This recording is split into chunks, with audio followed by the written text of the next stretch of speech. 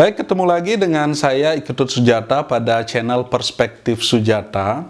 Pada video kali ini kita akan sharing tentang bagaimana skema investasi sederhana menurut Robert T. Kiyosaki. Buat teman-teman yang belum pernah dengar, siapa sih Robert T. Kiyosaki ini?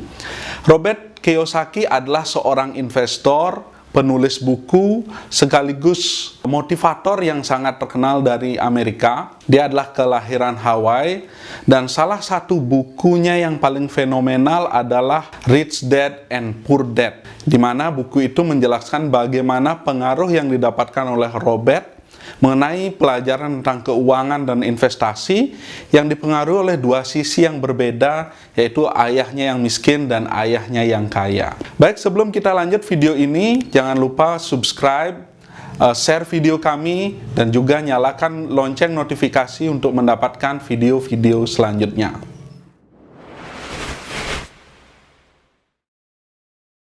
Menurut Robert Kiyosaki, kecerdasan keuangan atau intelektualitas dalam keuangan dan investasi dari masyarakat bisa digolongkan menjadi 4 golongan yang dia gambarkan dalam dua sisi, yaitu kanan dan kiri.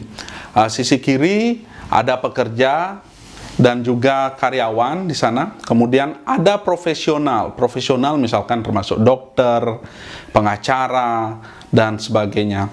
Kemudian di sisi kanan kuadran, dia menggambarkan golongan masyarakat dalam dua pilihan. Yang pertama adalah pengusaha atau bisnismen, kemudian di sisi bawah adalah investor atau orang yang fokus pada investasi. Nah, apa yang membedakan dari keempat kasta sosial berdasarkan tingkat kemapanan atau intelektualitas keuangan menurut Robert T. Kiyosaki ini adalah, yang pertama, seorang karyawan, dia pada umumnya adalah bekerja keras dengan penghasilan yang sedikit dan waktu yang sedikit. Kemudian, seorang profesional seperti dokter, pengacara, notaris, dan sebagainya, mereka adalah orang-orang dengan penghasilan yang relatif besar, namun mereka juga tetap harus bekerja keras dengan waktu luang yang juga tidak banyak.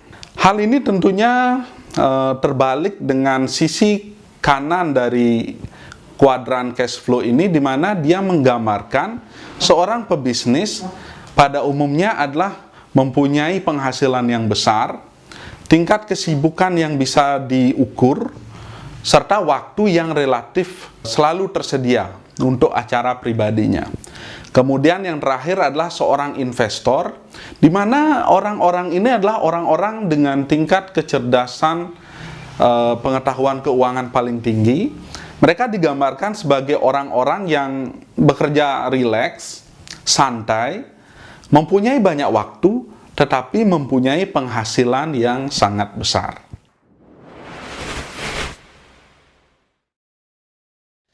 Nah, mengacu pada tingkat kasta sosial yang digambarkan oleh Robert T. Kiyosaki tersebut, sekarang kita akan coba membahas bagaimana definisi investasi yang sebenarnya oleh Robert T. Kiyosaki.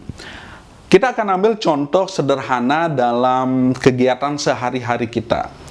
Biasanya kita bicara misalkan seorang karyawan, pada umumnya mereka yang mempunyai tabungan yang cukup, mereka akan mencoba berinvestasi pada beberapa bidang, misalkan membeli emas, kemudian membeli rumah secara kredit, dan atau membeli tanah secara kredit, atau membeli aset lainnya.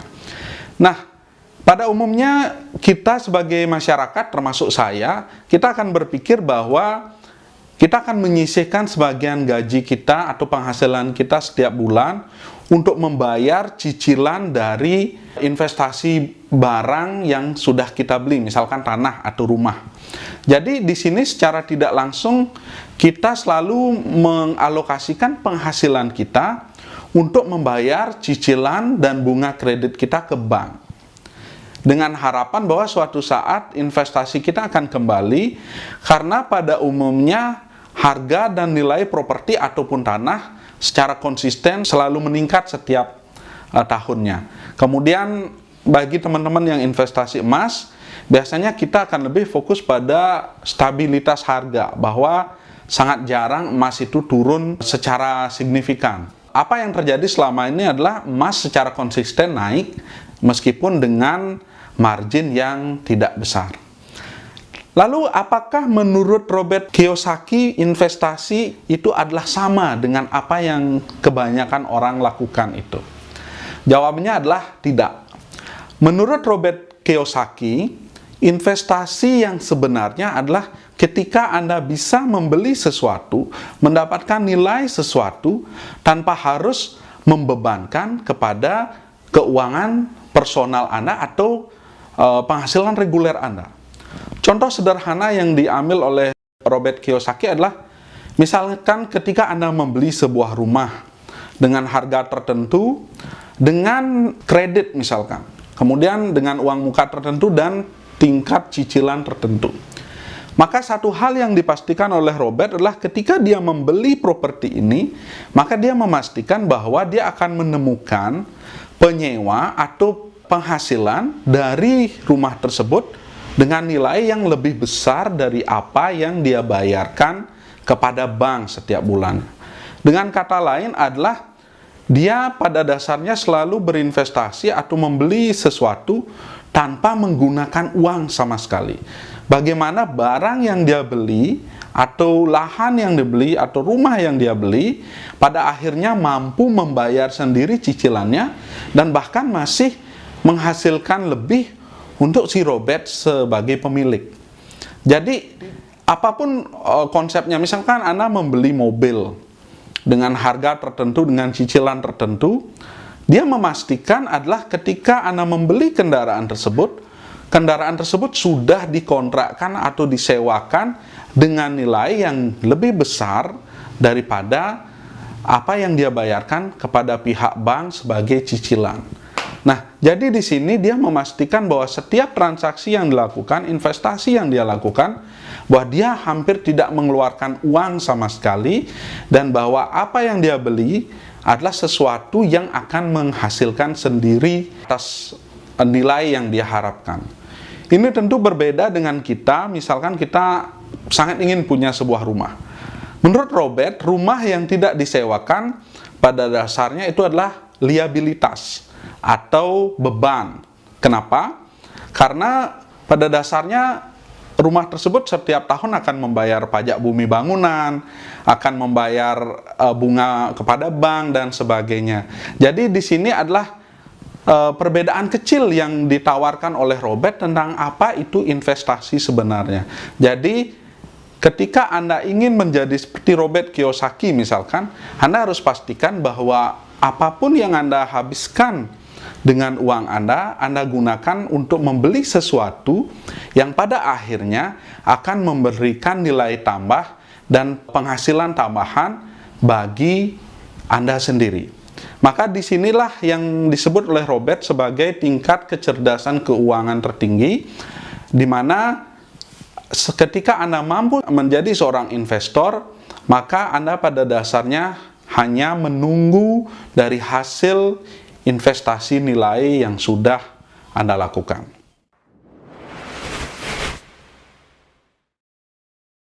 Lalu apa pelajaran terpenting yang bisa kita petik dari konsep investasi yang dikemukakan oleh Robert Kiyosaki melalui bukunya Cash Flow Quadrant?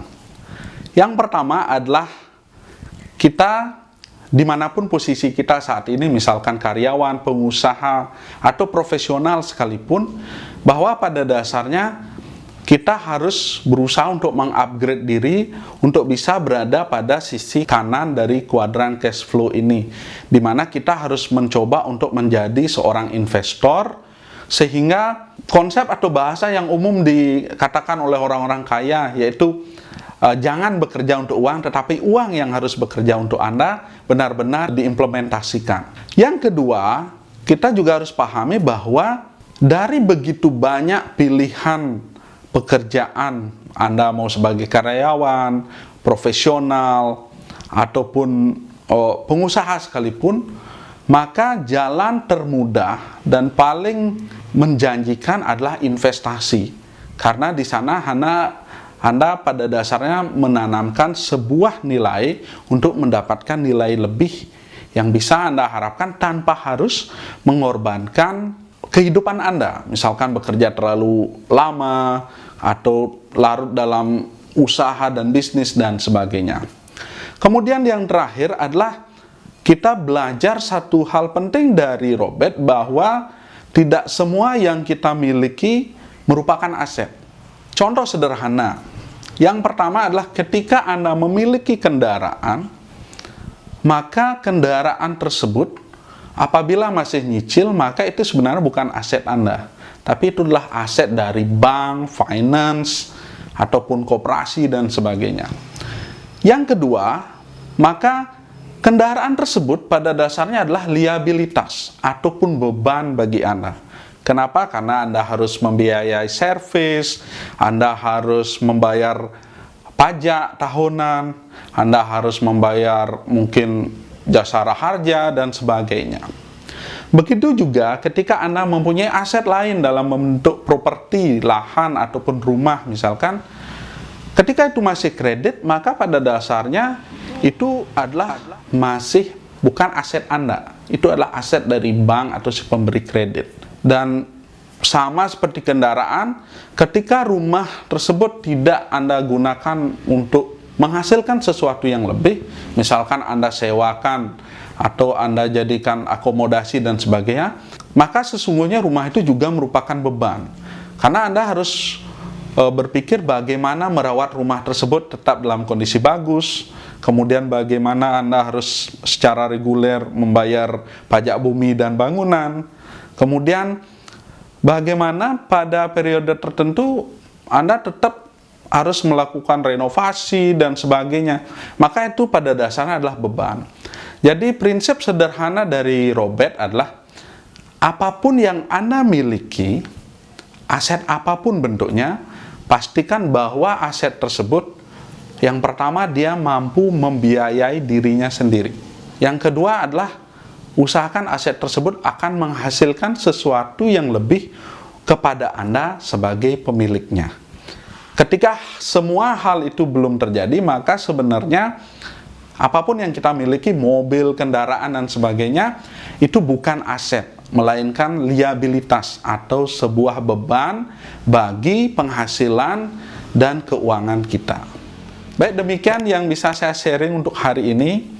Itu adalah pelajaran sederhana yang sangat bermanfaat. Mudah-mudahan video kali ini bisa membuka mata kita semua.